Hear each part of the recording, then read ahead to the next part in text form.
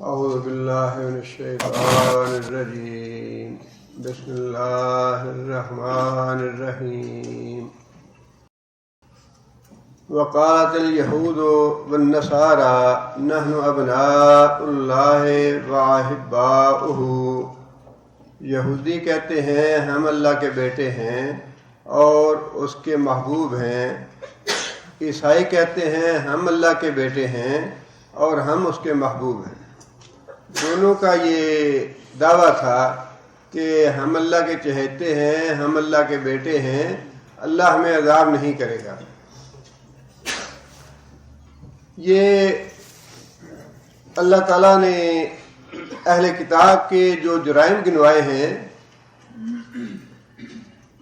یا جو ان کے گناہ گنوائے ہیں، ان میں سے ایک یہ باطل عقیدہ بھی ہے کہ ہم اللہ کے چہیتے ہیں، اللہ کے پیارے ہیں اور ہمیں اللہ عذاب نہیں کرے گا۔ اس سے پہلے سورہ آل عمران میں ہم یہ پڑھ چکے ہیں کہ یہودیوں کا یہ دعویٰ تھا لن تمسنا النار الا ایاما معدودات، اگر اللہ نے ہمیں کسی وجہ سے بھیجا بھی جہنم میں، جن دنوں میں ہم نے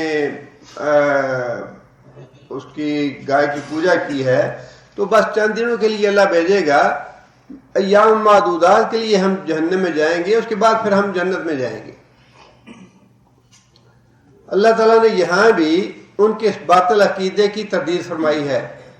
اللہ اس کے جواب میں یہ فرماتے ہیں قُلْ فَلِمَ يُعَذِّبُكُمْ بِذُنُوبِكُمْ، اگر یہ بات ہے تم اللہ کے بیٹے اور اللہ کے چہیتے ہو تو اللہ تمہیں دنیا میں سزا کیوں دیتا ہے، یا پھر آخرت میں اللہ تمہیں جہنم میں ڈالے گا تو تمہیں پھر کیوں ڈالے گا اگر تم اللہ کے چہیتے اور اللہ کے محبوب ہو، اللہ کے بیٹے ہو۔ یہاں بیٹے ان معنوں میں نہیں ہیں جن معنوں میں عیسیٰ علیہ السلام کو عیسائیوں نے اللہ کا بیٹا کہا یا عزیر علیہ السلام کو یہودیوں نے اللہ کا بیٹا کہا، بلکہ یہاں مراد اللہ کا بہت مقرب ہونا، اللہ کا چہیتا ہونا، اللہ کا محبوب ہونا ہے۔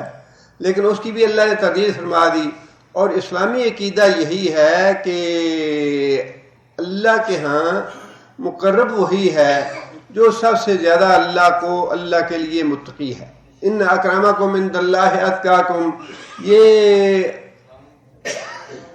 اونچ نیچ اسلام میں نہیں ہے کہ فلاں چونکہ سادات خاندان سے تعلق رکھتا ہے لہٰذا وہ اللہ کا زیادہ مقرب ہے یا اللہ کا محبوب ہے یا اللہ نے اس کے گناہ معاف کر رکھے ہیں یا وہ اللہ سے سفارش کروا کے اپنے مریدوں کو بخشوا لے گا۔ یہ سارے باطل عقیدے ہیں جن کی تردید اللہ تعالیٰ نے پرانی قوموں کے باطل عقائد کے حوالے سے فرمائی ہے، اور نبی صلی اللہ علیہ وسلم نے بھی بڑی وضاحت سے یہ بات ارشاد فرمائی کہ میری بیٹی فاطمہ، میری پھپھی صفیہ اور فلاں بنو ہاشم بھی اور فلاں بھی اور فلاں بھی، سارے کے سارے اچھی طرح سن لو کہ قیامت کے دن میں تمہارے کسی کام نہیں آؤں گا، اپنے عمل ساتھ لے کے جانا۔ کام نہیں آؤں گا سے مراد یہی ہے کہ جس کو اللہ سزا دینا چاہے گا اس کو میں بچا نہیں سکوں گا۔ نبی صلی اللہ علیہ وسلم کی شفاعت کبریٰ ہے، شفاعت کریں گے نبی صلی اللہ علیہ وسلم، اور جو دیگر اولیاء ہیں یا علماء فضلاء یا صلحاء ہیں ان کی شفاعت اپنی جگہ پہ، لیکن کوئی بھی نبی یا ولی یا بڑے سے بڑا بزرگ ایسا نہیں ہے جس کہ اللہ کسی کو سزا دینا چاہے اور وہ پھر اللہ کی پکڑ سے اس کو بچا سکے، ایسا کوئی نبی نہیں ہے۔ اور یہی مراد ہے نبی صلی اللہ علیہ وسلم کی ارشاد فرمانے کا کہ میں تمہارے کسی کام نہیں ہوں۔ اور اللہ تعالیٰ نے اس کی مثالیں دنیا میں بھی دے دیں۔ نوح علیہ السلام کا بیٹا ایمان نہیں لایا، ایمان نہ لانے کی وجہ سے نوح علیہ السلام وہ غرق ہوا۔ نوح علیہ السلام نے سفارش کی، اللہ تعالیٰ نے واضح طور پہ فرما دیا کہ نوح جہلوں والی باتیں نہ کرو، دوبارہ ایسی بات کرو گے تو تم بھی خسارہ پانے والوں سے ہو جاؤ گے۔ ابراہیم علیہ السلام کے باپ کی مثال دے دی، نبی صلی اللہ علیہ وسلم نے فرمایا قیامت کے دن ان کو بھی جہنم میں ڈالا جائے گا، البتہ اتنی رعایت کی جائے گی حضرت ابراہیم علیہ السلام کے ساتھ کہ باپ کی شکل میں نہیں ڈالا جائے گا بلکہ بجو بنا کے ڈالا جائے گا تاکہ حضرت ابراہیم علیہ السلام کی توہین نہ ہو۔ ان کو رنج نہ پہنچے. اور پھر نوح علیہ السلام کی بیوی کی مثال، لوط علیہ السلام کی بیوی کی مثال، وکیل ادخلوا النار مع الداخلین، حکم دے دیا جائے گا کہ جہنم میں جانے والوں کے ساتھ تم بھی جہنم میں چلے جاؤ، اس لیے کہ ایمان نہیں لائے. جب اللہ تعالیٰ نے انبیاء کی جو اتنے قریبی رشتہ دار تھے، ایک بیٹا تھا، ایک باپ تھا، 2 بیویاں تھیں، ان کی مثالیں دے کے یہ بات ارشاد فرمائی کہ میرا چہیتا کوئی نہیں ہے ایمان کے معاملے میں، میرا چہیتا وہی ہوگا جو ایمان لائے گا اللہ پہ اور اللہ کے رسول. اور پھر اس سے ایک دوسری بات یہ بھی اللہ تعالیٰ نے آگے یہ بات ارشاد فرمائی، بل انتم بشر ممن خلق، اللہ کی مخلوق جو جیسی دوسری ہے ویسے ہی تم بھی ہو میرے لیے. نیک عمل کرو گے تو نیک جزا پاؤ گے، گناہ کرو گے تو سزا پاؤ گے. جس طرح دوسرے ہیں اسی طرح ہی ہو تم بھی میرے لیے. اس سے ایک بات یہ بھی معلوم ہوتی ہے کہ اللہ تعالیٰ کو خود ستائی کرنا اور اپنی تعریف کرنا اور اپنے منہ میاں مٹھو بننا یہ بالکل پسند نہیں ہے. یہ اللہ ہی بہتر جانتا ہے کون اللہ کا چہیتا ہے. کسی کو یہ دعویٰ نہیں کرنا چاہیے ہاں جی فلاں حضرت صاحب بڑے پہنچے ہوئے ہیں. نبی صلی اللہ علیہ وسلم کے زمانے میں حضرت عثمان بن مظعون رضی اللہ تعالیٰ عنہ سابقون الاولون میں سے ہیں، اور بڑی تکلیفیں اور بڑی قربانیاں دی ہیں اسلام کے لیے. شاید ہجرت حبشہ میں بھی شامل تھے اور اس کے بعد ہجرت کر کے مدینہ منورہ بھی گئے. اس کے باوجود جب وفات ہوئی ان کی، جن کے ساتھ نبی صلی اللہ علیہ وسلم نے ان کی مواخات کروائی ہوئی تھی، اس گھر کی خاتون نے یہ بات کہی، اکرمک اللہ، جب فوت ہوئے کہ اللہ نے تجھے بڑی عزت دی. نبی صلی اللہ علیہ وسلم نے فوراً اس پہ مواخذہ فرمایا کہ اے فلاں عورت، تجھے کیسے پتا چلا کہ اس کو اللہ نے بڑی عزت دی ہے؟ تجھے کیسے پتا چلا اللہ نے اس کو بڑی عزت دی ہے؟ اور ساتھ یہ بات ارشاد فرمائی، واللہ لا ادری واللہ لا ادری وانا رسول اللہ ما یفعل بی ولا بکم، کہ قیامت کے دن میں بھی نہیں جانتا حالانکہ میں اللہ کا رسول ہوں کہ میرے ساتھ کیا معاملہ ہونے والا ہے.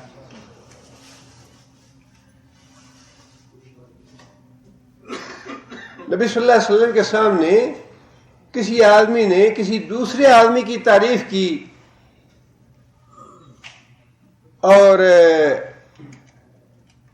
تعریف میں یقیناً مبالغہ ہوگا، تبھی نبی صلی اللہ علیہ وسلم نے یہ بات ارشاد فرمائی کہ تو نے اپنے بھائی کی گردن کاٹ دی. دوسرے کی تعریف کرنے کے معاملے میں بڑی احتیاط کرنی چاہیے، اس لیے کہ اصل معاملہ اللہ ہی جانتا ہے دلوں کا کیسا ہے، کون متقی ہے، کون نیک ہے، کون پرہیزگار ہے، کون کیسا ہے. ہمیں تو دوسروں پہ تنقید کرنے کی، دوسروں کی جس کے ساتھ بڑے اچھے تعلق ہوں اس کی تعریف اور توصیف کرنے میں، اس کا مبالغہ کرنے میں، جن شخصیتوں کے ساتھ ہماری عقیدت ہو ان میں کوئی کسر نہیں چھوڑتے، اور جس کے ساتھ عقیدت نہ ہو، جس کے ساتھ مخالفت ہو، اس کی مٹی پلید کرنے میں بھی کسر نہیں چھوڑتے. دونوں باتیں غلط ہیں. صرف شریعت نے اجازت دی ہے اس بات کی کہ اگر کسی کی تعریف کرنی بھی ہو تو انسان اس طرح کے الفاظ استعمال کرے کہ جہاں تک میرا گمان ہے فلاں آدمی کو میں اچھا پاتا ہوں، لیکن اللہ کے مقابلے میں اس کی پاکی بیان نہیں کر سکتا.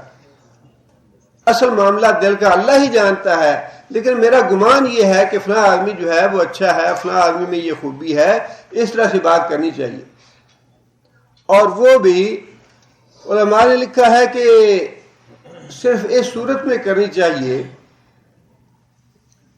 کہ جائز تعریف ہو اور اس تعریف کا آپ فائدہ محسوس کریں. فائدہ سے مراد یہ ہے کہ ایک آدمی کو آپ رغبت دلانا چاہتے ہیں مزید نیکی کی، اور آپ اسے کہتے ہیں بھی ماشاءاللہ بڑی اچھی نمازیں پڑھتا ہے، بڑے وقت پہ نمازیں پڑھتا ہے، لیکن آپ کی نیت یہ ہے کہ میں اس کو اور رغبت دلاؤں نیکی کی. اور یہ نیکی یہ کام کرے اور یہ نیکی کی طرف مائل ہو تب تو اجازت ہے.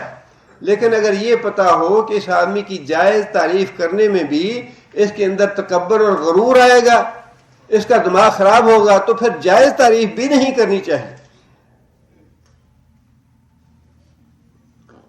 اللہ تعالیٰ نے فرمایا کہ یغفر لمن یشاء ویعذب من یشاء، یہ اللہ تعالیٰ کے ہاتھ میں ہے معاملہ عذاب دینے کا اور جنت اور جہنم میں بھیجنے کا.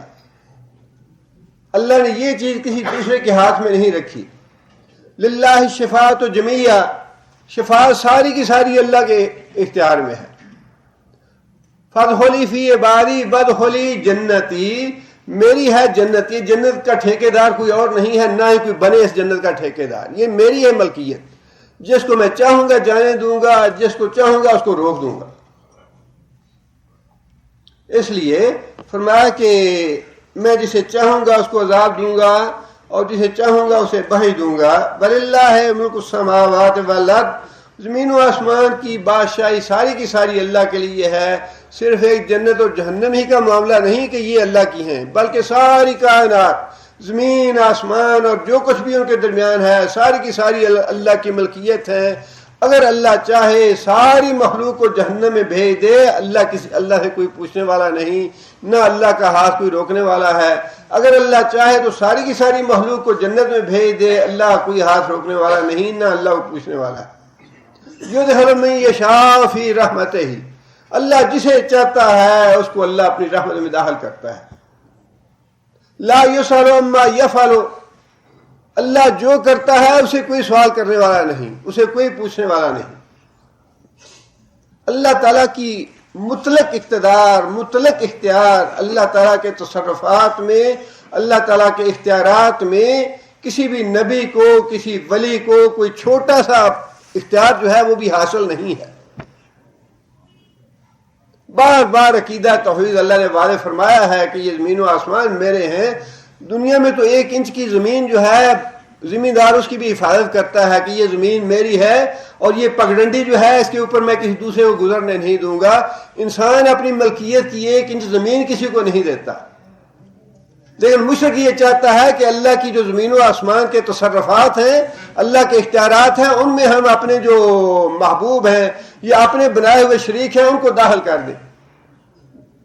اللہ کیوں اپنی ملکیت میں کسی کو داخل ہونے دے؟ اللہ کیوں اپنے اختیار دے کسی کو؟ اللہ نے تو رسول اللہ صلی اللہ علیہ وسلم کی نرینہ اولاد نہیں چھوڑی تاکہ کسی کے دماغ میں یہ بات نہ آ جائے کہ یہ اللہ کے رسول کے پیغمبر ہیں اور ان کی تو بات چلے گی وہاں پہ، یہ تو حضرت صاحب ہیں، صاحبزادہ صاحب ہیں، ان کی بات چلے گی وہاں پہ. اللہ کے نزدیک نہ کوئی صاحبزادہ ہے، نہ حضرت صاحب ہیں، نہ پیر صاحب ہیں، نہ ولی صاحب ہیں. اللہ فرماتے ہیں میرے لیے ساری مخلوق برابر ہے.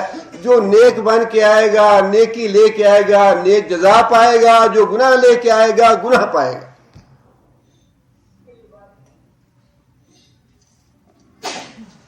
آگے فرمایا کہ وَإِلَيْهِ الْمَصِيرُ، اور یہ بات یاد رکھو کہ لوٹ کے اللہ کی طرف جانا ہے، اللہ سے بھاگ کے کہیں نہیں جا سکتے. اگر اس دنیا میں اللہ نے نہیں پکڑا تو اس غلط فہمی میں مبتلا نہ ہونا کہ فلاں تو ایسا اور ایسا ہے، اللہ نے پکڑا نہیں اسے، شاید کوئی یہ راز کی بات ہو. ہمارے ہاں یہ راز کی باتیں بڑی چلتی ہیں. ہمارے ایک دوست ہیں، انہوں نے بتایا ان کے مریدوں کو کہ یہ آدمی جو ہے یہ بدکار ہے جس کے پیچھے تم چلے ہوئے ہو، اس سے عورتوں کی عزتیں محفوظ نہیں ہیں. وہ کہنے لگے جی اس میں بھی کوئی راز ہوگا، یہ بڑے پہنچے ہوئے ہیں.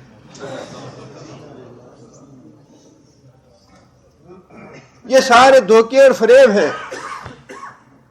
اللہ کے نزدیک صرف وہی اللہ کا ولی ہے، اللہ کا پہنچا ہوا ہے جو اللہ کا فرما بردار ہے، اللہ کے رسول کا فرما بردار ہے. اور یہ پتہ صرف اللہ کو ہی ہے کون پہنچا ہوا ہے یا کون اللہ کا مقرب ہے، کسی انسان کو پتہ نہیں. اسی لیے محدثین نے اس بات کے بارے میں باقاعدہ ابواب بنائے ہیں احادیث میں کہ کسی آدمی کو شہید نہ کہو. آج کل ہم نے تو شہید کے جو تمغے ہیں وہ اپنے جیبوں میں رکھے ہوئے ہیں. کوئی مرتد ہو کے مرے تو وہ بھی شہید ہے. اللہ کے رسول کا استہزاء کرے تو وہ بھی شہید ہے، کوئی کہے میں شراب پیتا ہوں تو وہ بھی شہید ہے۔ حالانکہ شہید تو جو اللہ کے راہ میں جا کے لڑتا ہے میدان جنگ میں، اس کے بارے میں بھی شہید اس کو کہنے کا حکم نہیں ہے، اجازت نہیں ہے اس کو شہید کہنے کی، سوائے ان شہداء کے جن کے بارے میں خود رسول اکرم صلی اللہ علیہ وسلم نے فرما دیا کہ یہ اللہ کی راہ میں شہید ہے۔ یہ دین جو ہے یہ کوئی کھیل اور تماشا نہیں ہے کہ اپنی مرضی سے جو مرضی کرتے رہیں، یہ تو بڑا ایک اپنے آپ کو اللہ کے رسول کے قانون کا پابند بنا کے رکھنے والی بات ہے۔ زبان بھی باندھ کے رکھیں، اپنی آنکھیں بھی باندھ کے رکھیں، اپنے کان بھی باندھ کے رکھیں، اپنے ہاتھ اور پاؤں بھی باندھ کے رکھیں، ذرا سی چھوٹ ہوئی تو کوڑا پڑے گا اس پہ، جوتے پڑیں گے اس پہ، یہ مت سمجھے کہ اللہ پکڑے گا نہیں۔ فلاں شہید ہے، فلاں شہیدہ ہے، فلاں شہید امت ہے، فلاں شہید قوم ہے، فلاں شہید پاکستان ہے، فلاں شہید ہے، فلاں شہید ہے، لائن لگی ہوئی ہے، شہید تو ختم ہی نہیں ہوتے پاکستان میں۔ یہ وہ یہودیوں والی بات ہے، یہ بھی ہم چہتے ہیں اللہ کے، جن کو تمغے تم دیتے ہو یہ اللہ بہتر جانتا ہے۔ کوئی مجاہد فوت ہو جائے تو وہ ہلاک ہوا اور مر گیا، اور تمہارا سپاہی بھی ہو گیا تو وہ شہید ہوتا ہے، خواہ وہ نمازیں نہ ہی پڑھتا ہو، داڑھی مڈا رکھی ہو اس نے۔ یہ تو اللہ تعالیٰ قیامت کے دن بتائے گا کہ شہید کون ہے اور ہلاک کون ہوا اور مرا کون ہے۔ یہ اپنے قانون نہ بناؤ دین کے معاملے میں، خود مفتی نہ بنو، بات وہی ہے سچی جو اللہ اور اللہ کے رسول کی بات ہے۔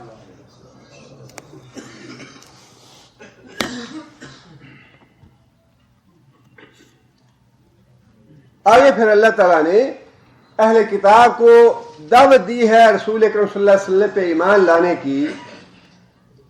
پہلے تو ان کے اس باطل عقیدے کی تردید فرما دی، اس کے بعد یہ بات ارشاد فرمائی، یا اہل الکتاب، اے اہل کتاب، قد جاءکم رسولنا، وہ رسول ہمارا رسول تمہارے پاس آ چکا، یبین لکم، جو مسائل کھول کے بیان کرتا ہے تمہارے سامنے، علی فترۃ من الرسل، علی فترۃ من الرسل، رسولوں کا سلسلہ منقطع ہونے کے بعد آیا ہے یہ پیغمبر،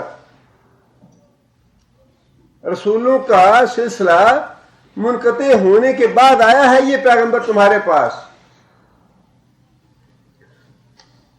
سلسلہ رسولوں کا منقطع ہونے سے مطلب یہ ہے کہ جتنی مدت عیسیٰ علیہ السلام اور حضرت محمد صلی اللہ علیہ وسلم کے درمیان ہے، اتنی مدت اور کسی بھی پیغمبر کے درمیان نہیں آئی۔ حضرت موسیٰ علیہ السلام سے لے کر حضرت عیسیٰ علیہ السلام کا زمانہ جو ہے وہ بنتا ہے تقریباً 1700 سال، 1700 سال کا زمانہ حضرت موسیٰ علیہ السلام اور حضرت عیسیٰ علیہ السلام کے درمیان بنتا ہے، اور مفسرین نے لکھا ہے کہ اس زمانے میں 2000 انبیاء آئے، 2000، 1700 سال میں 1000 انبیاء آئے، جس کا مطلب کیا ہوا، ہر 2 سال کے بعد ایک نبی آتا رہا۔ 1000 انبیاء 1700 سال کے دوران آئے تو وہ اس سے بھی کم، 2 سال سے بھی کم مدت بنتی ہے، ہر 2 سال کے بعد نبی آتا رہا۔ اور یہی بات اللہ تعالیٰ نے قرآن مجید میں فرمائی کہ پیدر پیر رسول ہم نے بھیجے، ان کے دائیں سے رسول آیا، ان کے بائیں سے رسول آیا، آگے سے پیچھے سے ہر طرف ہم ان کی طرف رسول بھیجتے رہے۔ لیکن اتنا وقفہ لمبا جو ہے وہ اور کسی بھی نبی کی آمد کے بعد نہیں اللہ نے رکھا جتنا وقفہ عیسیٰ علیہ السلام اور حضرت محمد صلی اللہ علیہ وسلم کے درمیان رکھا۔ اس لیے اس زمانے کو اللہ تعالیٰ نے فرمایا کہ ایک طویل وقفے کے بعد، سلسلہ ایک دفعہ منقطع ہو جانے کے بعد ہم وہ رسول تمہارے پاس بھیج رہے ہیں جس کی تمہیں امید تھی، جس کا تمہیں انتظار تھا، وہ رسول آ گیا تمہارے پاس۔ اب ہونا کیا چاہیے تھا، ایک چیز جس کا شدید انتظار ہو اور پھر وہ انسان کو مل جائے، وہ چیز آ جائے انسان کے پاس تو انسان کیا کرتا ہے؟ بھاگ کے اس کو حاصل کرتا ہے، بڑی خوشی سے اس کو حاصل کرتا ہے کہ بھائی مجھے تو بڑا انتظار تھا اس کا، کئی سو سال سے ہم انتظار کر رہے تھے اس چیز کا۔ یہ فترہ کا لفظ جو اللہ نے استعمال فرمایا اس طرف اشارہ ہے یہ کہ طویل مدت سے تم انتظار کر رہے تھے اہل کتاب، ابھی آئے گا ابھی آئے گا، اور ابھی ہم مل کے ان لوگوں کے خلاف جنگ کریں گے اور ان کو مغلوب کریں گے، ان کو قتل کریں گے۔ اپنے دشمنوں کو تم بار بار یہ باتیں سناتے تھے، اور اب طویل عرصے کے انتظار کے بعد ہمارا نبی تمہارے پاس آ گیا ہے۔ ان تقولوا ما جاءنا من بشیر، اور ہم نے یہ رسول بھیجا اس لیے ہے قیامت کے دن تم یہ نہ کہو ما جاءنا من بشیر ولا نذیر، کہ ہمارے پاس تو کوئی بشیر اور نذیر نہیں آیا، کوئی خوشخبری دینے والا اور کوئی ڈرانے والا نہیں آیا۔ اب اس کے مخاطب جو ہیں وہ تو نبی صلی اللہ علیہ وسلم کے زمانے کی اہل کتاب ہیں کہ کہیں قیامت کے دن تم یہ نہ کہو کہ ہمارے پاس کوئی بشیر یا نذیر نہیں آیا۔ اب علماء نے اپنے اپنے نقطہ نظر سے اس بات پہ بحث کی ہے کہ نبی صلی اللہ علیہ وسلم کے زمانے سے پہلے کا طویل جو زمانہ ہے اس دوران جو لوگ گزرے ہیں ان کا معاملہ کیا ہوگا قیامت کے دن۔ ساری بات کا حاصل یہ ہے کہ وہ زمانہ جس میں نبی کی ہدایت سے لوگ محروم رہے، وہ طویل مدت جو ہے، اس میں جس آدمی نے اللہ سے شرک نہیں کیا اللہ تعالیٰ اس کے گناہ معاف فرما دیں گے۔ البتہ شرک کی معافی جو ہے وہ اس کے باوجود نہیں ہے کہ خواہ ان کے پاس پیغمبر آیا یا نہیں۔ اس کی ایک وجہ تو یہ ہے کہ عالم ارواح میں ہم نے توحید کا اقرار کر رکھا ہے۔ دوسری بات یہ ہے کہ جو نبی صلی اللہ علیہ وسلم نے بات فرمائی کہ ہر آدمی فطرت میں پیدا کیا جاتا ہے، فطرت کا معنی ہی توحید ہے۔ توحید انسان کی فطرت میں رکھی ہوئی ہے اللہ نے، خواہ انسان کتنا ہی پیروں مریدوں کو یاد کرتا رہے، جب انسان پہ مصیبت آتی ہے، جب انسان پھنس جاتا ہے تو پھر انسان اللہ ہی کو پکارتا ہے کہ یا اللہ تو مجھے نجات دے، یا اللہ تو ہی سہارا ہے ہمارا۔ دل سے وہ اصل بات نکل آتی ہے جو اللہ تعالیٰ نے انسان کی فطرت میں رکھی ہے۔ اس لیے توحید کے معاملے میں کسی بھی زمانے میں رخصت نہیں ہے، خواہ پیغمبر آئے ہوں یا نہ آئے ہوں۔ باقی معاملات میں رخصت ہو سکتی ہے لیکن توحید کے معاملے میں قطعاً رخصت نہیں ہے، خواہ پیغمبر آ گیا ہو یا پیغمبر نہ آیا۔ اللہ نے انسان کی فطرت میں توحید رکھی ہے۔ فقط جاءکم بشیر و نذیر، چونکہ تمہارا یہ قیامت کے دن اعتراض ہو سکتا تھا کہ ہمارے پاس کوئی بشیر اور نذیر نہیں آیا، لہذا ہم گمراہ رہے، ہم ہدایت حاصل نہ کر سکے۔ اللہ فرماتے ہیں کہ اب تمہارے لیے حجت پوری ہو گئی، ہم نے بشیر اور نذیر تمہارے پاس بھیج دیا۔ واللہ علی کل شیء قدیر، اور اللہ ہر چیز پہ قادر ہے۔ اب بھی اگر تم ایمان نہیں لاتے، اب بھی اگر تم انتظار کے باوجود اور یہ حجت پیش کرنے کے باوجود کہ قیامت کے دن ہم کہہ سکتے ہیں کہ ہمارے پاس بشیر اور نذیر نہیں آیا، اس کے باوجود بھی اگر تم ایمان نہیں لاتے تو پھر یاد رکھو اللہ تعالیٰ کو پوری قدرت ہے تمہیں ہر طرح کی سزا دینے کی اور تمہیں پکڑنے کی۔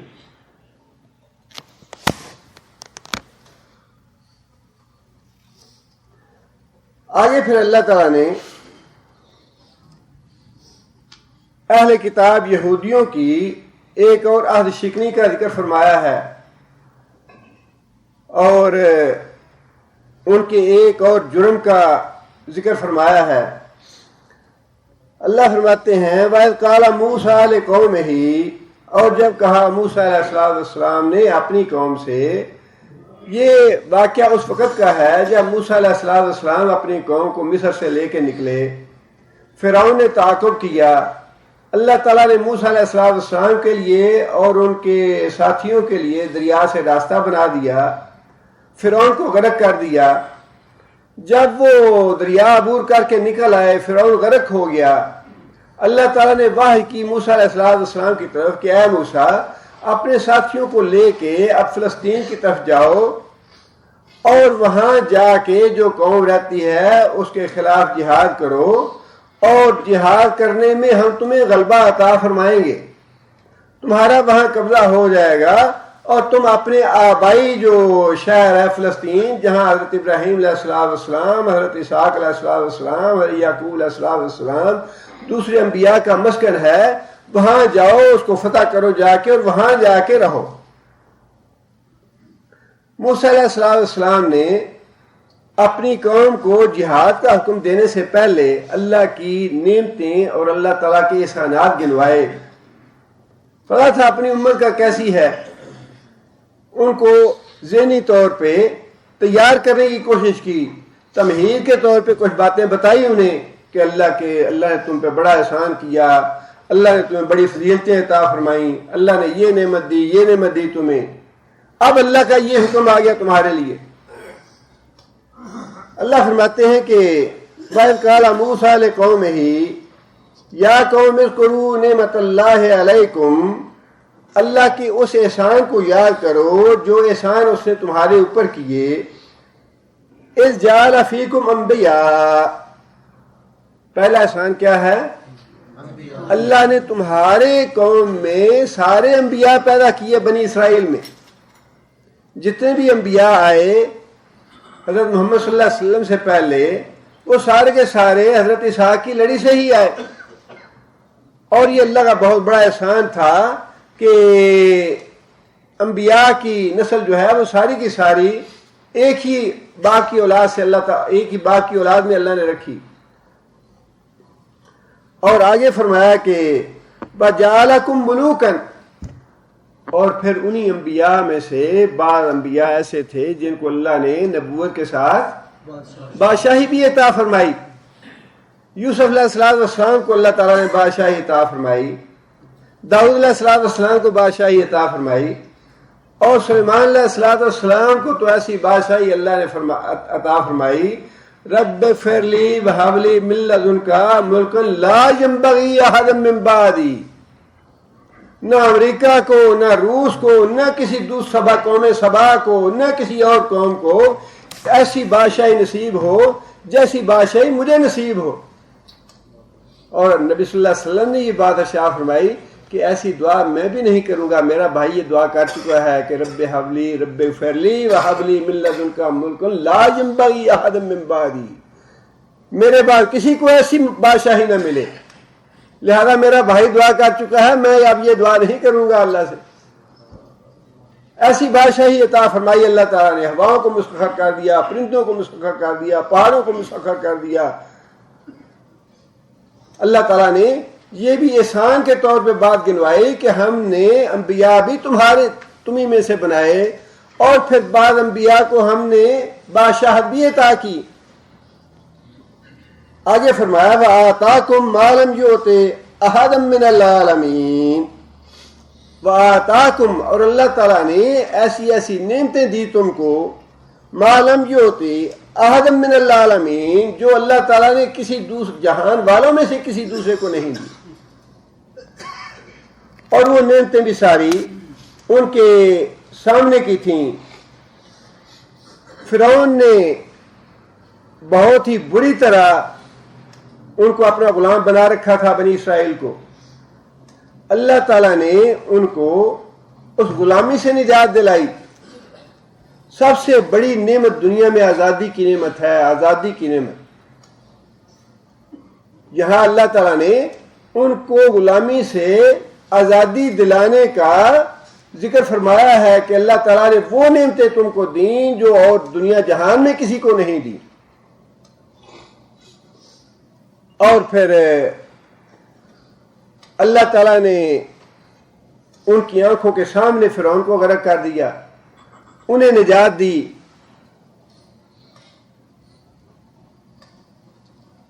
اللہ تعالیٰ آگے فرماتے ہیں کہ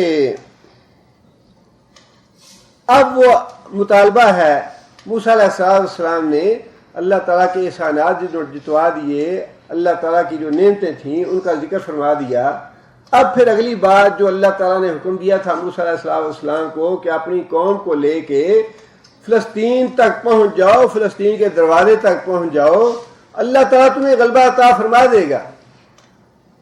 یا قوم ادخلوا الارض المقدسۃ التی کتب اللہ لکم، اے میری قوم اس مقدس سرزمین میں داخل ہو جاؤ، التی کتب اللہ لکم، وہ سرزمین جو تمہاری قسمت میں اللہ نے لکھ دی۔ مطلب یہ اس ملک کا، اس سرزمین کا تمہارے ہاتھوں فتح ہونا کتب اللہ، اللہ اس کو طے کر چکا ہے۔ کتنی بڑی بات تھی جو موسیٰ علیہ السلام نے اللہ تعالیٰ کے واحد کے مطابق اپنی قوم کو بتا دی کہ تم ایک دفعہ فلسطین کے دروازے تک چلے جاؤ، شہر میں داخل ہو جاؤ، اللہ نے تمہارے مقدر میں فتح لکھ دی ہے، طے کر دی ہے فتح اللہ نے تمہارے لیے، کتب اللہ لکم ولا ترتدوا علی ادبارکم، اور جہاد کے معاملے میں لا ترتدوا، اپنی پیٹھ پیچھے یا اپنی ایڑیوں پہ پلٹ نہ جانا، منہ نہ موڑ دینا جہاد سے، پیٹھ نہ دکھانا جہاد میں، فتنقلبوا خاسرین، اور اگر ایسا کرو گے تو خسارہ پانے والوں سے ہو جاؤ گے، اللہ کا غضب نازل ہوگا، اللہ ناراض ہو جائے گا، اللہ جہنم میں ڈال دے گا۔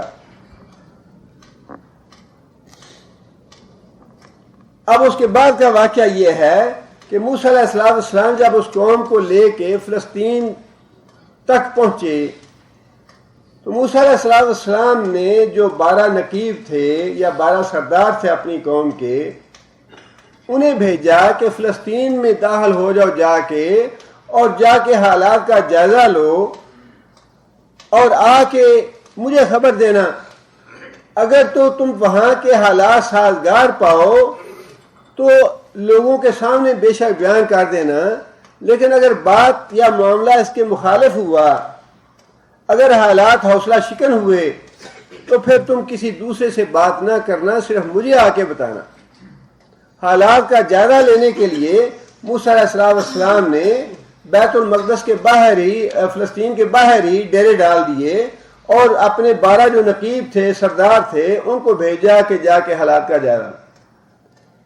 وہ لوگ فلسطین میں گئے، جا کے انہوں نے حالات کا جائزہ لیا اور واپس پلٹ کے آئے، آ کے موسیٰ علیہ السلام کو بتایا کہ بڑے خوشحال لوگ قوم ہے یہ، اور بڑے طاقتور لوگ ہیں، بڑے صحت مند اور بڑے گرانڈیل قسم کے لوگ ہیں، دودھ کی اور پانی کی نہریں بہتی ہیں، بڑا سرسبز علاقہ ہے، بڑا اچھا علاقہ ہے، لیکن وہاں کے لوگ بڑے سخت ہیں، ہمارے لیے ان کا مقابلہ کرنا یہ ممکن نظر نہیں آتا، یہ بہت مشکل کام ہے۔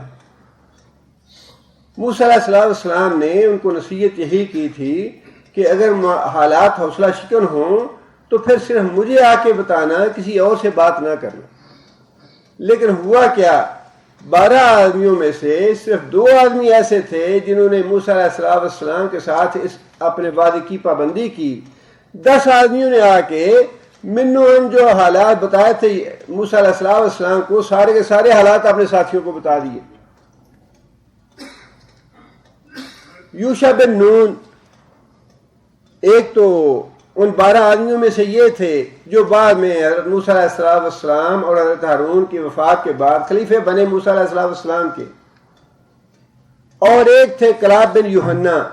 یہ 2 آدمی تھے جنہوں نے موسیٰ علیہ السلام کے اس وعدے کی پاسداری کی۔ باقی 10 آدمی جو ہے وہ اپنے وعدے سے پھر گئے اور انہوں نے ساری باتیں عام لوگوں کو بتا دی۔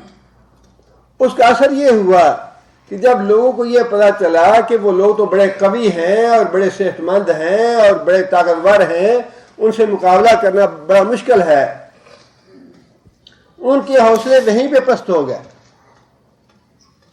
کہنے لگے قالو انہوں نے کہا یا موسیٰ ان فیہا قوما جبارین اے موسیٰ وہاں تو اس ارض مقدس میں بڑی جبار قوم اور بڑی طاقتور قوم رہتی ہے وَإِنَّا لَن نَّدْخُلَهَا حَتَّى يَخْرُجُوا مِنْهَا وَإِنَّا اور بے شک ہم لَن نَّدْخُلَهَا اس بستی میں کبھی بھی داخل نہیں ہوں گے حتیٰ کہ يَخْرُجُوا مِنْهَا وہ وہاں سے نکل جائیں جب تک وہ لوگ وہاں سے نکلتے نہیں جب تک ہم اس بستی میں داخل نہیں ہوں گے فَإِن يَخْرُجُوا مِنْهَا فَإِنَّا دَاخِلُونَ اگر وہ واقعی وہاں سے نکل جائیں تو پھر ہم وہاں مزے کرتے چلے جائیں گے وہاں جو نعمتیں ہیں جو آرام ہے جو آسائش ہے وہ حاصل کرنے کے لیے ہم وہاں چلے جائیں گے لیکن اگر تم لڑنے کے لیے کہو جہاد کرنے کے لیے کہو تو وہ کام ہم سے نہیں ہوتا اللہ تعالیٰ نے جہاد کا حکم جو ہے جیسے قرآن مجید میں یہ بات ارشاد فرمائی جس طرح جہاد اللہ تعالیٰ نے مسلمانوں کو حکم دیا ویسے ہی اس سے پہلے اللہ تعالیٰ نے اہل کتاب کو بھی حکم دیا تھا اللہ فرماتے ہیں سورہ توبہ میں ان اللہ اشترى من المؤمنین انفسهم واموالهم اللہ تعالیٰ نے مومنوں سے ان کی جانیں اور ان کے مال خرید رکھے ہیں بأن لهم الجنہ کیونکہ اللہ تعالیٰ نے ان سے جنت کا وعدہ فرمایا ہے یقاتلون فی سبیل اللہ وہ اللہ کی راہ میں لڑتے ہیں فیقتلون ویقتلون اور کافروں کو خود بھی کافروں کے ہاتھوں مرتے ہیں جہاد میں تو دونوں باتیں ہیں مارنا بھی ہے مرنا بھی ہے وعدن علیہ حقا فی التوراۃ والانجیل والقرآن اللہ فرماتے ہیں کہ تینوں کتابوں میں ہم نے یہ حکم دیا ہے تینوں کتابوں میں ہم نے جنت کا وعدہ کر رکھا ہے مجاہدین سے جو بھی اللہ کے راہ میں قتال کرے گا جو بھی کافروں اور مشرکوں کے خلاف اپنے انبیاء کا ساتھ دے گا ان کی نصرت کرے گا کافروں اور مشرکوں کو قتل کرے گا ان کے ہاتھوں سے قتل ہوگا یہ پکا وعدہ ہم نے کر رکھا ہے تینوں کتابوں میں وعدن علیہ حقا فی التوراۃ تورات میں بھی سچا وعدہ والانجیل انجیل میں بھی سچا وعدہ والقرآن اور قرآن میں بھی سچا وعدہ ومن اوفی بعہدہ من اللہ اور جو بھی کوئی اللہ سے کیے ہوئے اس وعدے کو پورا کرے گا فاستبشروا ببیعکم الذی بایعتم بہ تو پھر جو اللہ سے تم نے عہد کر رکھا ہے جو خرید و فروخت اللہ سے تم نے کی ہے اس پہ خوش ہو جاؤ وذالک هو الفوز العظیم یہی بہت بڑی کامیابی ہے اللہ سے کیے ہوئے اس وعدے پہ قائم رہو یہ حکم تورات میں بھی ہے انجیل میں بھی ہے قرآن میں بھی ہے کہ جو بھی اللہ کی راہ میں جہاد کرے گا ہمارا جنت کا وعدہ ہے اس کے ساتھ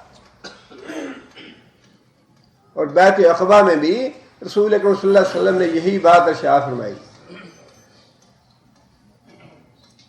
جو انصار مدینہ آئے تھے بیعت کرنے کے لیے انہوں نے پوچھا یا رسول اللہ ہم کس بات پہ آپ کے ہاتھ پہ بیعت کریں گے نبی صلی اللہ علیہ وسلم نے بتایا انہیں اللہ کی توحید پہ بیعت کرو گے اللہ کی راہ میں جہاد کرنے پہ بیعت کرو گے اور پھر میری حفاظت کرنے پہ بیعت کرو گے کہ جس طرح تم اپنے بال بچوں کی حفاظت کرتے ہو ویسی میری حفاظت کرو گے لوگوں نے کہا ہاں یا رسول اللہ آپ اپنا ہاتھ آگے کیجیے ہم بیعت کرتے ہیں آپ کی انہی میں سے ایک صاحب کہنے لگے ابھی 1 منٹ کے لیے رک جاؤ کہنے لگے یا رسول اللہ اگر ہم آپ کے ہاتھ پہ اس بات کی بیعت کر لیں جو آپ نے باتیں ارشاد فرمائی ہیں تو ہمارے لیے کیا ہوگا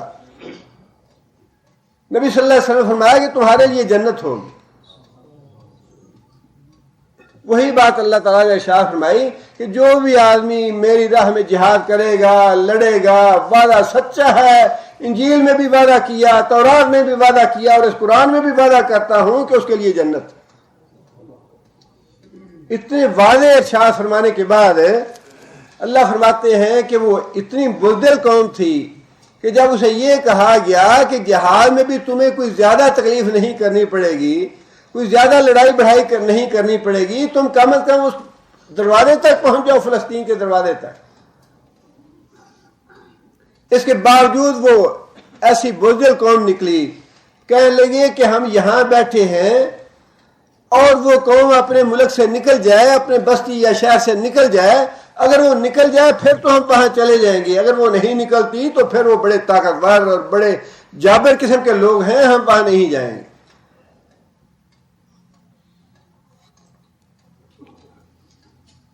اللہ فرماتے ہیں قال رجلان من الذين يخافون انعم الله عليهما۔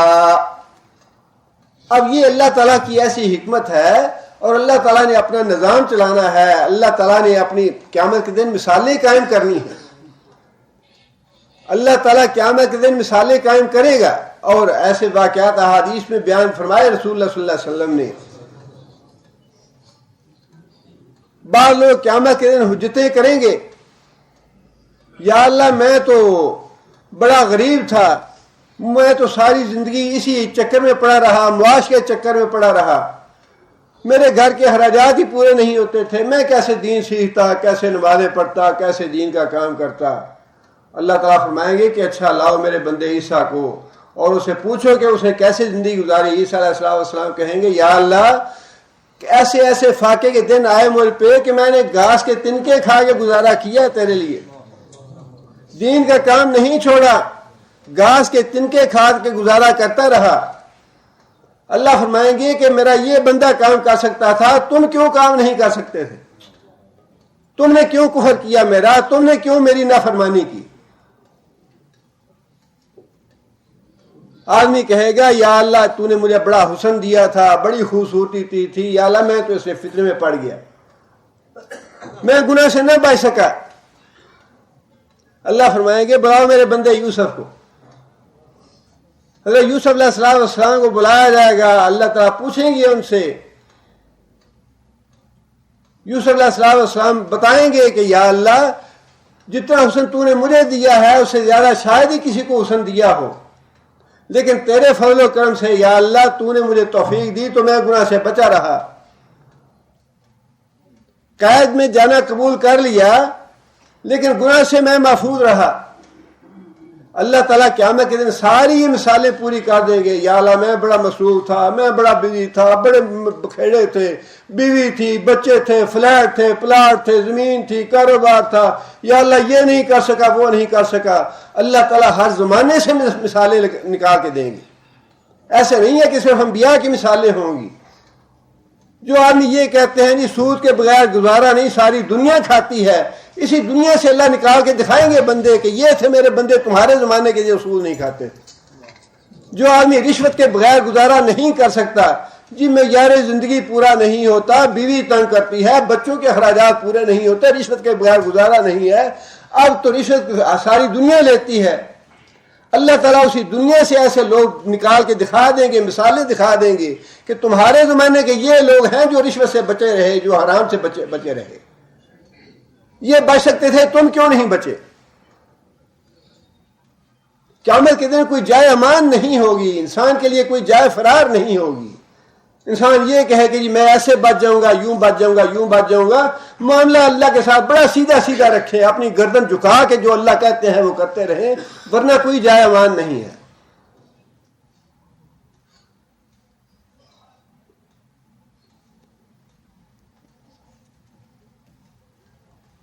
اللہ فرماتے ہیں کہ وہی جو بزدل قوم تھی اسی قوم سے دو آدمی ہم نکال دیں گے، اور وہ دو آدمی قیامت کے دن حجت بن جائیں گے ساری قوم کے لیے۔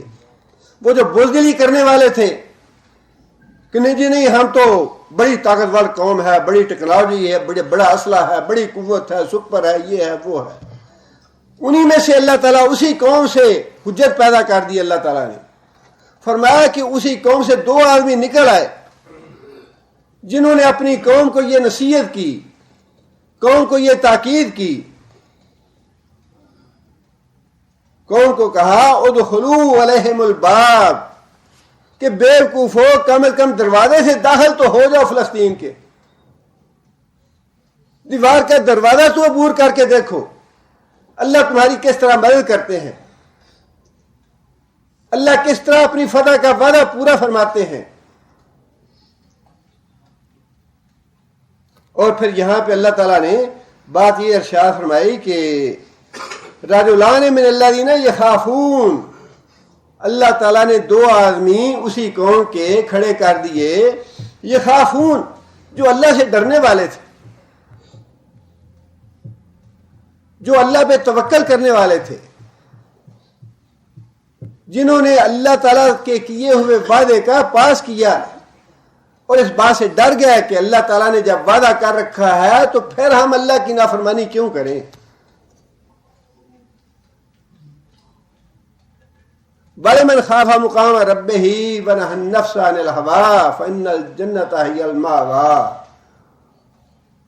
اللہ سے ڈر گئے جو لوگ، اپنی ہوائے نفس کو، اپنی عقل کی باتوں کو، اپنی خواہشات کو چھوڑ دیا کہ یوں ہو جائے گا، یوں ہو جائے گا، مارے جائیں گے، کچلے جائیں گے، ختم ہو جائیں گے، فرمایا اپنی عقل کی باتوں کو چھوڑ دیا، اللہ سے ڈرتے رہے، اللہ پہ توکل کیا، اللہ کی فرما برداری کی، اللہ کی بات مان لی۔ فرمایا یہ خافون، وہ اللہ سے ڈرنے والے تھے۔ اور اگلا لفظ کیا ہے؟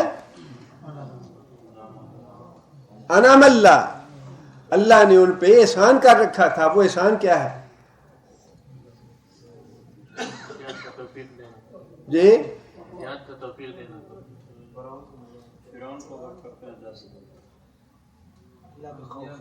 اللہ کا خوف، جو پہلے بات اللہ نے فرمائی اس کو اللہ نے احسان جتلایا ہے کہ جو میں نے ان کے دل میں خوف پیدا کر دیا، جو مجھ سے ڈر گئے، جو لوگ مجھ سے ڈر گئے، وہ کیا تھا؟ وہ میرا احسان تھا ان پہ، اللہ کا فضل تھا اس پہ۔ اللہ کی توفیق کے بغیر تو کوئی کام نہیں ہے، انسان کی نہ زبان سے کوئی بات نکل سکتی ہے اللہ کی توفیق کے بغیر، نہ انسان کوئی قدم اٹھا سکتا ہے اللہ کی توفیق کے بغیر، نہ انسان ہاتھ سے کوئی لکھ سکتا ہے اللہ کی توفیق کے بغیر۔ یہ سارے اللہ کے احسان ہیں۔ اللہ کا خوف پیدا ہو جانا، اللہ کی اطاعت کرنا، اللہ کی رضا چاہنا، اللہ کی فرما برداری کرنا، اللہ پہ ایمان لے آنا، نیک اعمال کرنے، ایک ایک چیز جو ہے وہ ساری کی ساری چیزیں اللہ کے احسان، اللہ کا فضل اور اللہ کی توفیق ہے۔ ان کا جو اللہ سے ڈر جانا ہے اور اپنی قوم کو جہاد کے لیے کھڑا کرنے کا کہنا جو ہے، اللہ فرماتے ہیں کہ ہم نے ان پہ احسان کیا، یہ ان کے دل میں ڈر پیدا کر دیا کہ اللہ سے ڈر کے انہوں نے کہا کہ ڈرو اللہ سے، جو اللہ حکم دے رہے ہیں اس حکم پہ عمل کرو، کم از کم فلسطین کے دروازے تک تو پہنچ جاؤ۔ ادخلوا علیہم الباب، کہ جو دشمن ہے اس کے دروازے میں داخل ہو جاؤ ایک دفعہ۔ فَإِذَا دَخَلْتُمُوهُ فَإِنَّكُمْ غَالِبُونَ، فَإِذَا، پس جیسے ہی، دخلتموہ، تم اس دروازے سے داخل ہوگے، فَإِنَّكُمْ غَالِبُونَ، تو اللہ کا وعدہ ہے تم ہی غالب رہو گے۔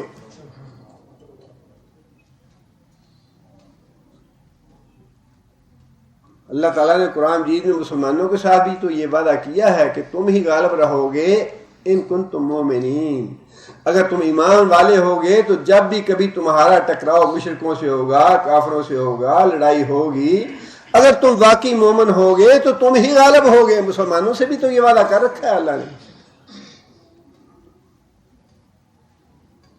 اور جہاد سے منہ موڑنے کا، جہاد سے بزدلی دکھانے کی سزا جو ہے وہ بھی اللہ تعالیٰ نے آگے بتا دی کہ ہم نے اس قوم کو جہاد سے منہ موڑنے کی کتنی سخت سزا دی۔ اور یہ واقعہ بیان کرنے کا مقصد تو مسلمانوں کو ہی سنانا ہے، انہیں ہی تعلیم دینی ہے کہ تم ایسی بزدلی سے کام نہ لینا۔ وَعَلَى اللَّهِ فَتَوَكَّلُوا، اور اللہ تعالیٰ پہ توکل کرو، ان کنتم مومنین، اگر واقعی مومن ہو۔ اب یہ بات جو ہے یہ ان دو آدمیوں نے کہی جو اسی بزدل قوم سے اللہ تعالیٰ نے حجت کے طور پہ کھڑے کر دیے۔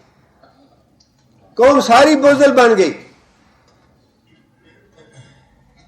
قوم ساری جو ہے وہ جہاد سے منہ موڑ گئی، لیکن قیامت کے دن اللہ تعالیٰ نے حجت تو پوری کرنی ہے. آج بھی جو بزدل ہیں، جو جہاد سے منہ موڑنے والے ہیں، ان کے لیے بھی اللہ تعالیٰ نے قیامت کے دن حجتیں دکھا دینی ہیں نکال کے.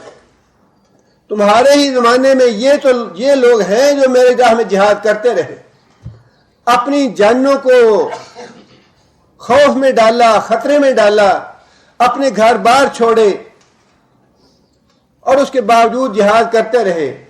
اور اللہ کے رسول نے فرمایا کہ میری قوم جو ہے یا میری امت جو ہے، اس کا ایک گروہ جو ہے وہ حق پہ قائم رہے گا، توحید پہ قائم رہے گا، جہاد پہ قائم رہے گا، اور اسی جہاد کی وجہ سے، حق کے لیے جد و جہد کرنے کی وجہ سے دین باقی رہے گا.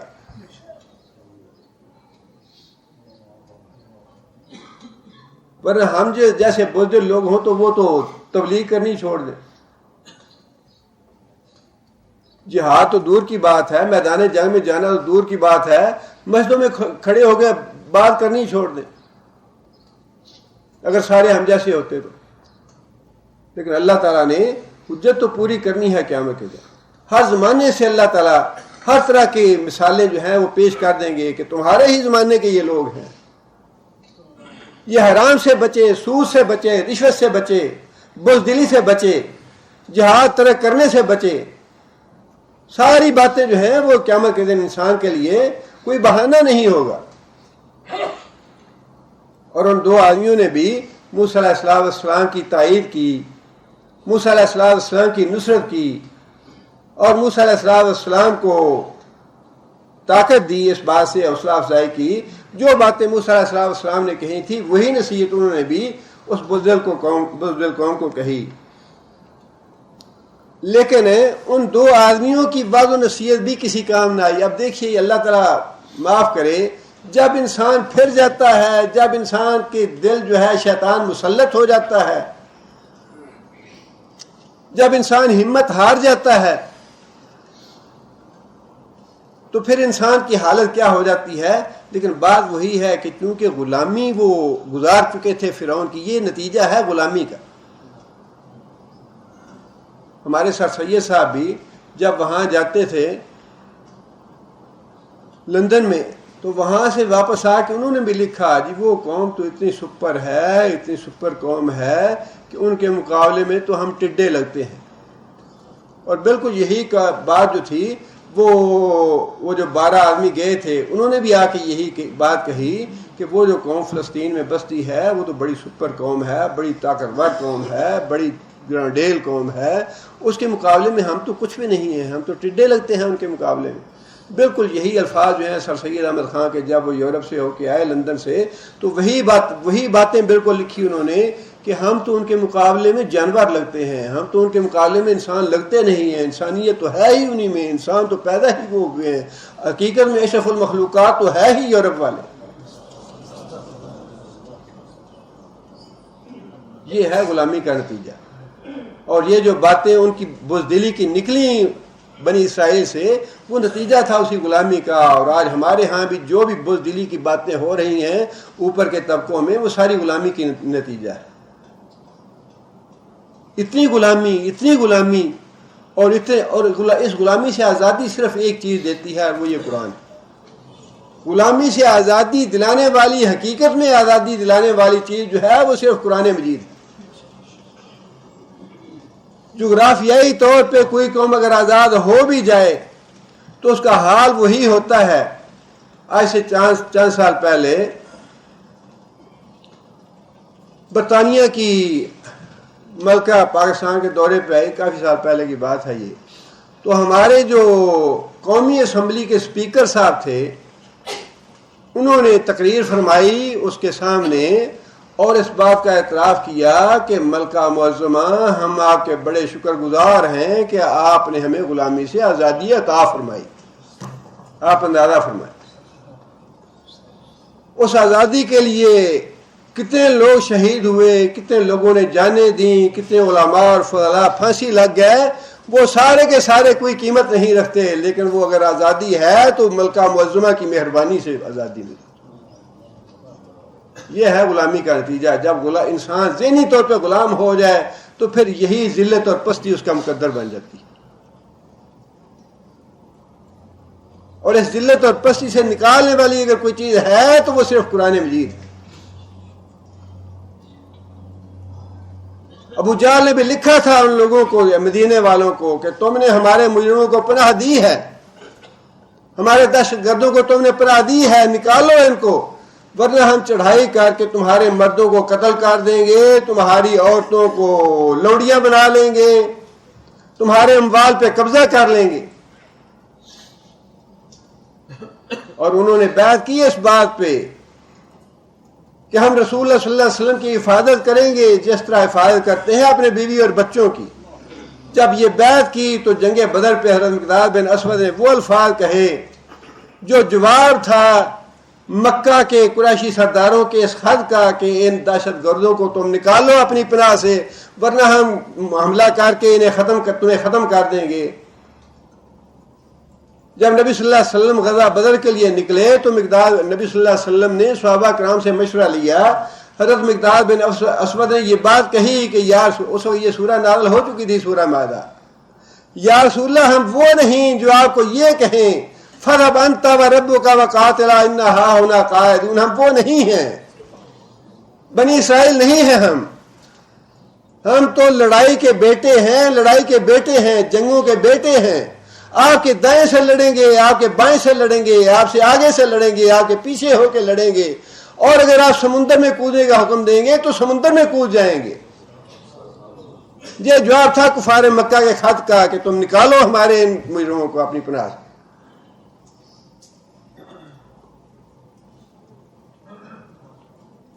یہ غلامی جو ہے، اسے آزادی دلانے والی چیز جو ہے، اللہ کے رسول آئے ہی غلاموں کو آزادی دلانے کے لیے تھے۔ جب توحید کا عقیدہ پکا ہو جاتا ہے تو انسان کسی دنیا کی قوت کا غلام رہتا نہیں، رہنا برداشت نہیں کرتا۔ جو اللہ کا بندہ ہے اس کو کسی دوسرے کا خوف اور خطرہ رہتا نہیں۔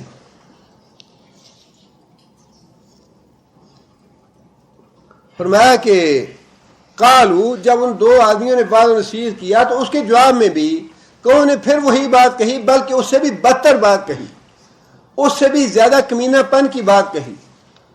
کہنے لگے قالو یا موسیٰ، اے موسیٰ، انا لن ندخلها ابدا ما داموا فیہا، کہ ایک دفعہ پھر کان کھول کے سن لو، ما داموا فیہا، جب تک وہ قوم فلسطین میں ہے ہم کبھی بھی داخل نہیں ہوں گے اس ملک میں۔ لن ندخلها، کبھی داخل نہیں ہوں گے۔ فاذهب انت وربك، تو جا اور تیرا رب جائے، فقاتلا، اور دونوں جا کے لڑو ان سے، دونوں جا کے قتال کرو ان سے۔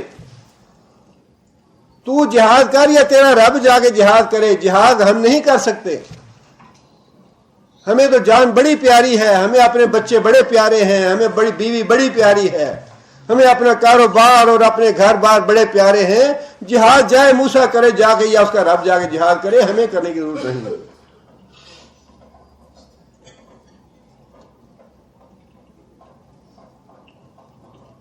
انا ہاہنا قاعدون، ہم تو یہاں بیٹھے ہیں آرام سے، ہمیں یہاں کوئی تکلیف نہیں ہے۔ جس کو تکلیف ہے وہ جائے جا کے کافروں سے اور مشرکوں سے لڑائی کرے، ہمیں کوئی تکلیف نہیں، ہم یہاں آرام سے بیٹھے ہیں، بڑی اچھی زندگی بسر ہو رہی ہے، ہمیں کوئی کچھ نہیں کرتا۔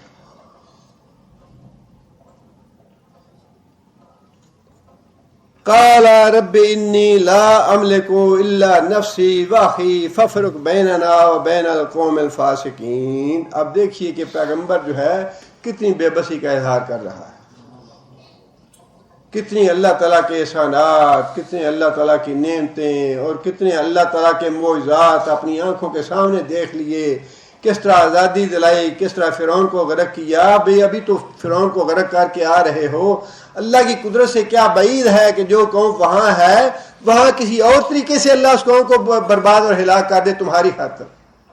یہاں سے تمہیں اگر اللہ نے بچا لیا بحر کلزم سے تو وہ اللہ تمہیں وہاں بھی ان کے ظلم سے بچا سکتا ہے۔ وہ سارا معجزہ دیکھنے کے باوجود وہ اتنی بزدل ہوگی قوم اس غلامی کی وجہ سے، کہنے لگی کہ ہم تو یہاں آرام سے بیٹھے ہیں، اور اگر کسی کو جہاد کی زیادہ ضرورت ہے تو وہ جائے خود جا کے جہاد کر لے یا اللہ کو ساتھ لے جائے جہاد کے لیے.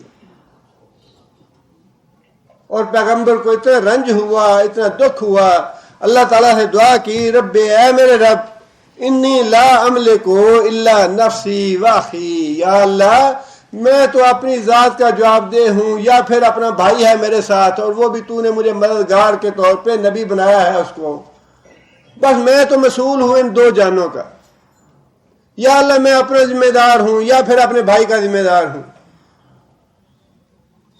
اس قوم میں سے میں اس کا ذمہ دار نہیں ہوں، جو کچھ اس قوم نے میرے ساتھ کیا ہے یا جو کچھ کہہ رہی ہے میں بے بس اور عاجز ہو گیا ہوں.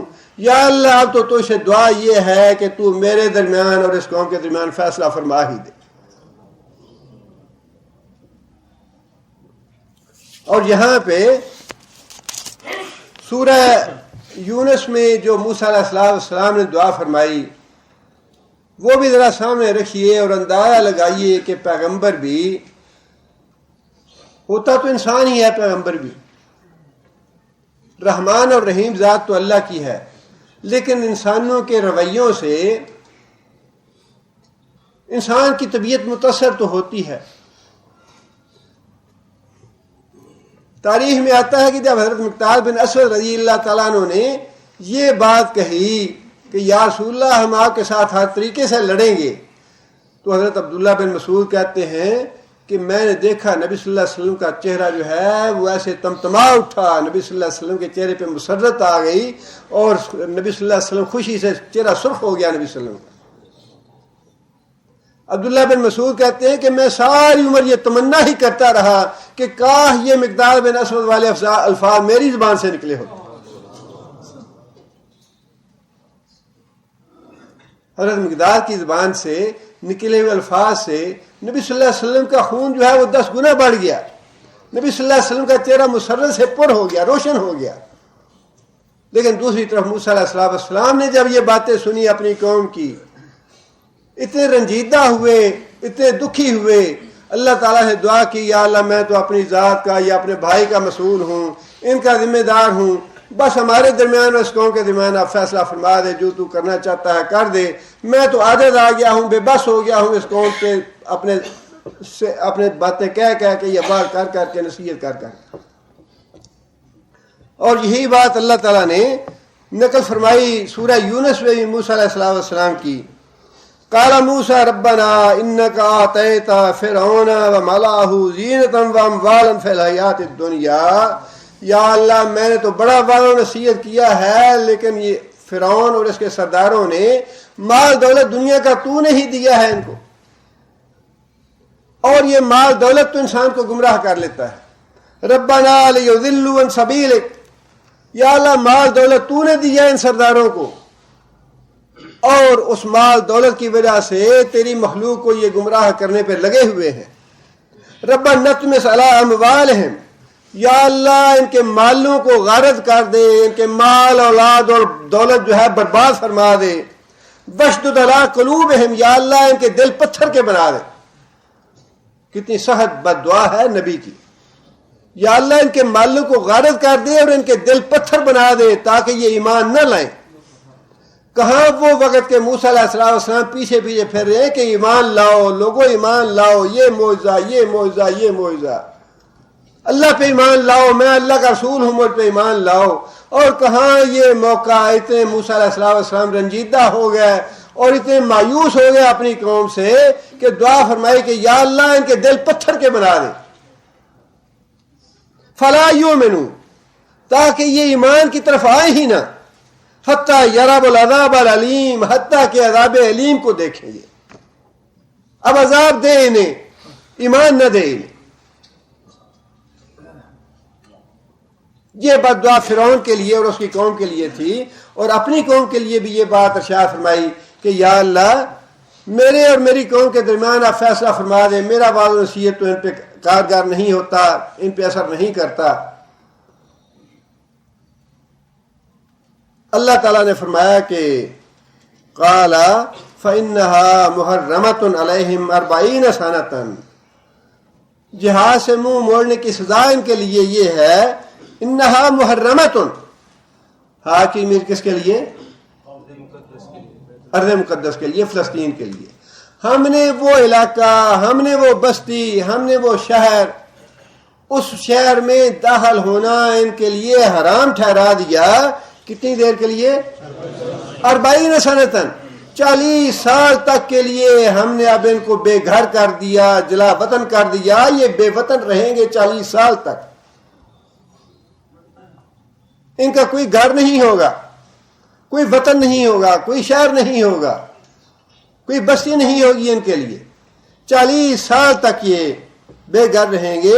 یتیہون فی الارض، زمین میں گھومتے پھرتے رہیں گے، مارے مارے پھرتے رہیں گے. فلا تأسوا علی القوم الفاسقین، اب اس فاسق قوم کے انجام پہ افسوس نہ کرنا. مفسرین نے لکھا ہے کہ وہ جگہ جہاں پہ وہ مارے مارے پھرتے رہے وہ زیادہ سے زیادہ 100 کلومیٹر لمبی اور 30 کلومیٹر چوڑی جگہ تھی، یعنی 300 مربع کلومیٹر. دن کو نکلتے راستے تلاش کرنے کے لیے کہ کہیں ہم اپنے ملک میں ہی واپس چلے جائیں مصر کی طرف، راستہ تلاش کرتے کہ فلسطین کی طرف چلے جائیں یا مصر کا راستہ ہمیں مل جائے، واپس اپنے گھروں کو پہنچ جائیں. سارا دن وہ راستہ تلاش کرتے کرتے کرتے کرتے اسی صحرا میں جہاں سے چلے تھے دن کو، رات کو پھر اسی جگہ پہنچ جاتے، اسی صحرا میں گھومتے رہے. وہی صحرا اللہ تعالیٰ نے ان کے لیے قید خانہ بنا دیا. 40 سال تک اس قید سے نہ نکل سکے، لیکن چونکہ اللہ کے نبی بھی ساتھ تھے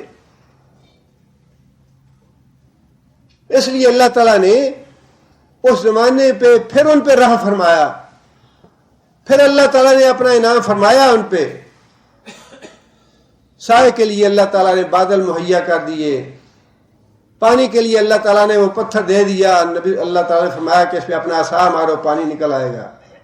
کھانے پینے کے لیے اللہ تعالیٰ نے من و سلوہ نازل کر دیا. بات تو پھر وہی ہے کہ اللہ کی ذات رحیم اور غفور ہے، اللہ کی ذات حلیم ہے. ان کی اس بزدلی کے باوجود، انہیں تنبیہ کرنے کے باوجود جہاد سے منہ موڑو گے تو خسارہ پانے والوں سے ہو جاؤ گے، ذلیل و رسوا ہو جاؤ گے. پھر اللہ کو رحم آ گیا کہ یہ وہی قوم ہے جس کے ساتھ میرا نبی. موسیٰ علیہ السلام کے بارے میں ہی یہ واقعہ آتا ہے. بارش نہیں ہو رہی تھی، کاسالی بہت زیادہ بڑھ گئی. اللہ تعالیٰ موسیٰ علیہ السلام نماز استسقاء کے لیے چند بندوں کو لے کے نکلے. نماز استسقاء ادا کی، اللہ تعالیٰ سے بارش کی دعا کی. اللہ تعالیٰ نے موسیٰ علیہ السلام کی طرف وحی کی کہ موسیٰ، تمہاری قوم کا بندہ ایک ایسا گناہگار ہے کہ جب تک وہ بندہ اس بستی میں ہے جب تک میں بارش نہیں کروں. ایسا وہ گناہگار ہے، اس کے گناہوں کی ایسی نحوست ہے کہ جب تک وہ بندہ اس بستی کو چھوڑتا نہیں تب تک میں بارش نہیں کروں گا. موسیٰ علیہ السلام نے اللہ تعالیٰ سے پھر دعا فرمائی کہ یا اللہ تو رحمان اور غفور ہے، یا اللہ تو اپنا فضل فرما، تو اپنے بندے پہ رحم فرما، تو بارش فرما دے. موسیٰ علیہ السلام کی دعا کے نتیجے میں اللہ تعالیٰ نے بارش فرما دی. موسیٰ علیہ السلام نے پوچھا یا اللہ تو نے تو یہ بات کہی تھی کہ جب تک وہ بندہ ہے، وہ بندہ جب تک موجود ہے تب تک میں بارش نہیں کروں گا، اور ہم میں سے کوئی بندہ نکلا بھی نہیں کہ بارش ہوتی. یا اللہ تو مجھے بتا تو دے کہ وہ بندہ کون ہے. اللہ تعالیٰ نے فرمایا کہ موسیٰ جب تک وہ گناہگار تھا جب تک تو میں نے اس پہ پردہ ڈالے رکھا، اب تو اس نے مجھ سے توبہ بھی کر لی ہے، اب میں اس کا پردہ کیوں فاش کروں. اس نے توبہ کر لی اپنے گناہ سے اور میں نے بارش برسا دی. جب اس نے توبہ نہیں کی تھی تو میں نے اس پہ پردہ ڈالے رکھا تھا، تمہیں پتہ نہیں تھا وہ کون آدمی ہے. اب تو اس نے توبہ کر لی ہے، اب میں تمہیں کیوں اس کا نام بتاؤں. بات پھر وہی ہے کہ اللہ تعالیٰ کی ذات غفور رحیم، اللہ ہمیں معاف کرنا چاہتی ہے. اللہ ہادی ہیں، اللہ غفور ہیں، اللہ رحیم ہیں، اللہ ودود ہیں، اللہ محیمن ہیں. وَلَهُ الْأَسْمَاءُ الْحُسْنَى، سارے نام اللہ تعالیٰ کے اچھے ہیں. اللہ ہماری خیر اور بھلائی چاہتے ہیں، اللہ ہمیں جنت کی طرف لے جانا چاہتے ہیں، لیکن یہ ہماری اپنی بدقسمتی ہے، ہماری اپنے گناہوں کی نحوست ہے کہ ہم نیکی کی راہ کی طرف نہیں آتے، اور اس کے باوجود بدنصیبی جو ہے وہ ہمارا دامن نہیں چھوڑتی۔ اللہ تعالیٰ سے دعا ہے کہ اللہ تعالیٰ ہمیں نیک عمل کرنے کی توفیق عطا فرمائے، اور جو اللہ تعالیٰ نے نصیحت فرمائی یا یہ واقعہ بیان فرمایا وہ در حقیقت نصیحت ہے مسلمانوں کے لیے۔ اگر تم نے جہاد سے منہ موڑا اور تم نے ایسی باتیں زبان سے نکالیں تو جیسی سزا شدید ہم نے ان کو دی تھی ویسی سزا تمہیں بھی دی جا سکتی ہے۔ اور رسول اللہ صلی اللہ علیہ وسلم نے بھی احادیث میں بہت سی باتیں ایسی ارشاد فرمائی ہیں کہ جب تک تم اپنے دین کی طرف نہیں پلٹو گے، جب تک تمہاری فلاح نہیں ہے، اور دین سے مراد جہاد ہے، جب تم جہاد ترک کر دو گے، دنیا کی محبت آ جائے گی تمہارے اندر، موت کا سامنا نہیں کر سکو گے، موت کا ڈر تمہیں پیدا ہو جائے گا، تو دنیا کی ساری قومیں تمہارے اوپر ٹوٹ پڑیں گی۔ اللہ تعالیٰ ہمیں نیک عمل کرنے کی توفیق عطا فرمائے۔ یہ بھائی نے سوال کیا ہے کہ سجدہ کرتے وقت پہلے ہاتھ زمین پر لگانا ہے کہ گھٹنا لگانا ہے۔ اس مسئلے میں علماء کا اختلاف ہے، لیکن لگتا یہ ہے کہ راجح طریقہ یہ ہے کہ انسان پہلے ہاتھ رکھے پھر گھٹنے لگائے۔ واللہ اعلم۔ ایک بھائی نے لکھا ہے کہ ان کی بہن کو کینسر ہے، اللہ تعالیٰ شفاء اور کاملہ عطا فرمائے انہیں۔ اور ایک بھائی نے لکھا ہے کہ ان کی بچی قرآن مجید حفظ کر رہی ہے اور انہیں خدشہ ہے کہ شاید اس پر کسی چیز کے اثرات ہیں۔ اللہ تعالیٰ شفاء کاملہ عطا فرمائے اور اللہ تعالیٰ قرآن مجید کی حفظ کرنے کی سعادت نصیب فرمائے انہیں۔ ایک بھائی نے لکھا ہے کہ ان کے والد صاحب کو گردوں کی تکلیف ہے، اللہ تعالیٰ شفاء کاملہ عطا فرمائے انہیں۔ ایک صاحب نے بتلایا کہ اللہ تعالیٰ نے ادریس علیہ السلام کو زندہ آسمان پر اٹھا لیا، کیا یہ صحیح ہے؟ اس کے بارے میں بعض حضرات نے لکھا ہے، لیکن کوئی صحیح حدیث اس بارے میں نہیں ہے۔ واللہ اعلم۔ کتاب و سنت کے مطابق عمل کے لیے دعا کی درخواست ہے۔ اللہ تعالیٰ سب بھائیوں کو ہمیں بھی کتاب و سنت کے مطابق عمل کی توفیق عطا فرمائے۔ ٹیک لگا کر سونے سے وضو رہتا ہے کہ نہیں، دلیل سے بتائیں۔ اس کے بارے میں حدیث ہے کہ اگر انسان ٹیک کے بغیر آنکھ لگ جائے تو وضو نہیں ٹوٹتا انشاءاللہ، لیکن ٹیک کے ساتھ اگر انسان سو جائے، آنکھ لگ جائے، تو پھر اس کو وضو دوبارہ کرنا چاہیے۔ کیا کسی نیک شخص سے اپنی یہ دعا کروا سکتا ہے؟ دعا کروانے میں کوئی حرج نہیں، جائز ہے، رخصت ہے، بلکہ اگر یہ کہا جائے سنت ہے تب بھی کوئی حرج نہیں انشاءاللہ۔ لیکن اصل چیز جو ہے، جو اللہ تعالیٰ پسند کرتے ہیں، جو اللہ چاہتے ہیں، جو مقصود ہے اور مطلوب ہے، وہ یہ ہے کہ بندہ خود اللہ سے مانگے۔ یہ ہے اصل چیز۔ دعا کروانے میں کوئی حرج نہیں، جائز ہے، اور سنت کہہ لیجئے، اس میں کوئی حرج کی بات نہیں۔ لیکن اصل چیز جو ہے اپنے خود دعا مانگ کے جو انسان کو تسکین حاصل ہوتی ہے اور جو اللہ خوش ہوتے ہیں خود مانگنے سے، وہ منگوانے سے بات نہیں بنتی۔ اور یہ بات تو اللہ نے قرآن مجید میں ارشاد فرمائی ہے، وَآتَاكُم مِّن كُلِّ شَيْءٍ مَا سَأَلْتُمُوهُ، وَآتَاكُم مِّن كُلِّ شَيْءٍ مَا سَأَلْتُمُوهُ۔ یہ آیت کون سی سورہ کی ہے؟ آخر قرآن ہے نا جی۔ آتاکم من کل شیء ما سألتموہ، ٹھیک، سورہ ابراہیم کی آیت ہے یہ، اور اس کے آگے ہی آیت کا وہ حصہ ہے وَإِن تَعُدُّوا نِعْمَتَ اللَّهِ لَا تُحْصُوهَا۔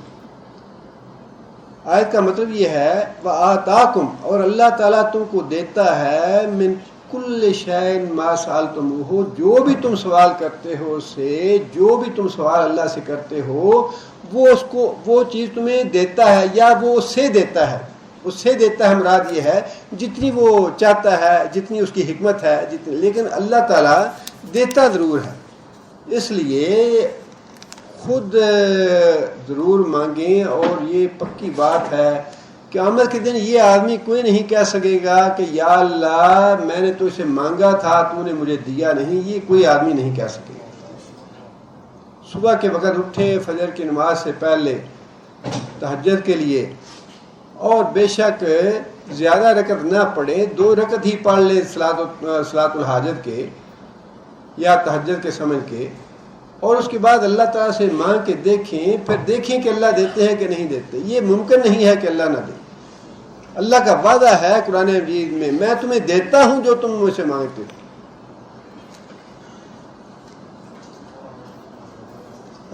بھائی نے درخواست کی ہے کہ صراط مستقیم پہ اور بے حیائی کے کاموں سے بچنے کے لیے حتی الموت اللہ تعالیٰ اپنی پناہ میں رکھے۔ یہ دعا تو ہر انسان محتاج ہے اس دعا کا، ہمیں بھی مانگنی چاہیے، آپ کو بھی مانگنی چاہیے، اور ایک دوسرے البتہ یہ بات جو ہے یہ بہت اچھی ہے، کسی کے کہے بغیر انسان کسی دوسرے بھائی کے لیے دعا کرے، یہ بہت اچھی بات ہے، یہ اللہ کو پسند ہے۔ ایک تو ہے کہہ کے دعا کروانا کسی سے، لیکن کسی بھائی کی عدم موجودگی میں بغیر اس کے کہے اس کے لیے دعا کرنی، یہ اللہ کو بہت پسند ہے۔ اس کے لیے جب انسان دعا کرتا ہے تو جو فرشتے ہیں وہ آمین کہتے ہیں کہ یا اللہ یہ جو دعا اپنے بھائی کے لیے کر رہا ہے اس کے حق میں بھی قبول فرما۔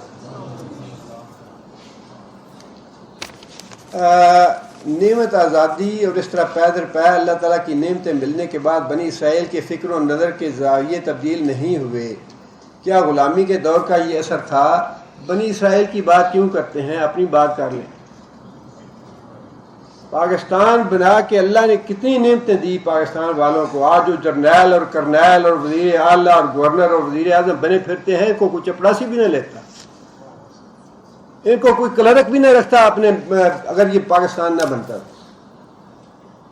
اور کتنی نعمتیں ہیں ہر اعتبار سے، غلے کے اعتبار سے، اور پھر معدنیات کے اعتبار سے، نہروں کے اعتبار سے، ہر چیز کے اعتبار سے کتنی نعمتیں ہیں۔ کون سی نعمت ہے جو ملک میں نہیں دی؟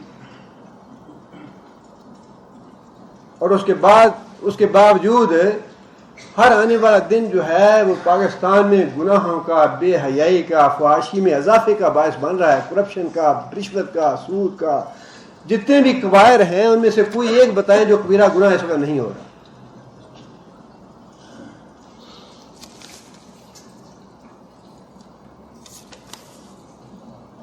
غلامی کے دور میں یا ظالم حکومتوں کے ماتحت رہنے کے کیا اصول ہیں؟ علماء نے کتابیں لکھی ہیں اس پہ، آپ ان کا مطالعہ کر لیجئے۔ ایک بھائی نے لکھا ہے کہ 10 کے ساتھی ہیں، آصف صاحب ان کی والدہ بیمار ہیں، اللہ تعالیٰ شفا کاملہ عطا فرمائے انہیں۔ اور ایک بھائی ہیں، انہیں کفیل کی طرف سے پریشانی ہے، اللہ تعالیٰ ان کی پریشانی دور فرمائے۔ اور اسی طرح بھائی نے لکھا ہے کہ ان کی فیملی کی طرف سے کچھ پریشانیاں ہیں، اللہ تعالیٰ ان کی پریشانی دور فرمائے اور ان کے لیے معاملات سہل اور آسان فرمائے۔ ایک آدمی نے ماں کے کہنے پر اپنی بیوی کو 3 طلاق دے دی اور وہاں کے مفتی نے کہا کہ طلاق ہو گئی، اس کے بارے میں بتائیں۔ اس طرح کا مسئلہ جو ہے وہ ایک تو یہ نامکمل ہے، اور دوسرا یہ ہے کہ جس آدمی کا واقعہ ہو خود اس بات کو وضاحت کرنی چاہیے کہ فی الواقع حقیقت کیا ہے یا مسئلہ کیسے ہوا۔ ایک مجلس میں 3 طلاقیں دی ہیں یا الگ الگ 3 طلاقیں دی ہیں، اور پھر ماں نے جو حکم دیا دین کی وجہ سے دیا یا دنیا کی وجہ سے دیا، اور یہ ساری باتیں جب تک واضح نہ ہوں اس وقت تک اس طرح کا مسئلہ بتانا جو ہے وہ درست نہیں ہے۔ اللہ تعالیٰ ہمیں ہدایت دے اور ہمارے معاملات کی اللہ اصلاح فرمائے اور ہمارے بیماروں کو اللہ شفا عطا فرمائے۔